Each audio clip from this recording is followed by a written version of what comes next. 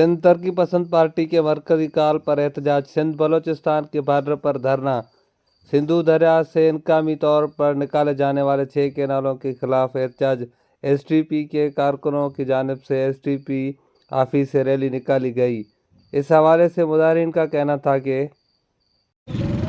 अज ही असां पुरमन एहतजाज किया ही जेके सिंध में दाड़िया हणन था पिया त सिंधु में 6 कैनाल कढिया पिया वञनि ऐं इहो जेको आहे हिकिड़ी साज़िश आहे आसिफ ज़रदारी साहब जो जेको सिंध के विरासत करे थो पियो ऐं उन खे विकिरो करे ॾिए थो पियो।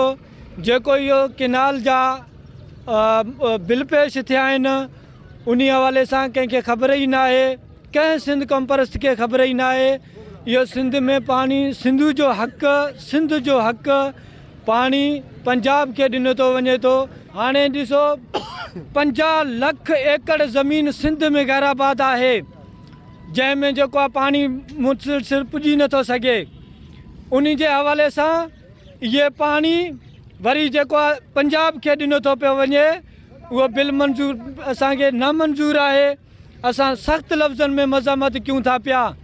आसिफ ज़रदारी हथरादू सिंध के विरासत करे ॾिए थो पियो कंहिं डॉलरनि ते।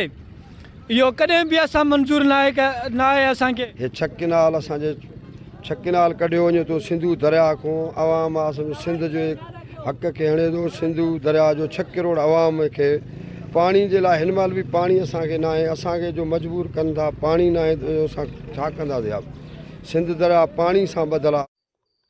मुजाहिरीन ने कहा कि दरियाए सिंध से मजीद 6 कैनाल निकालने कर सिंध के ज़मीनों को बंजर बनाने की कोशिश की जा रही है। दरियाए सिंध के खिलाफ होने वाली हर साजिश को नाकाम बनाने तक खामोश नहीं बैठेंगे। कैमरा टीम के साथ नूर जमाली, वश न्यूज़, गड़ी खैरो।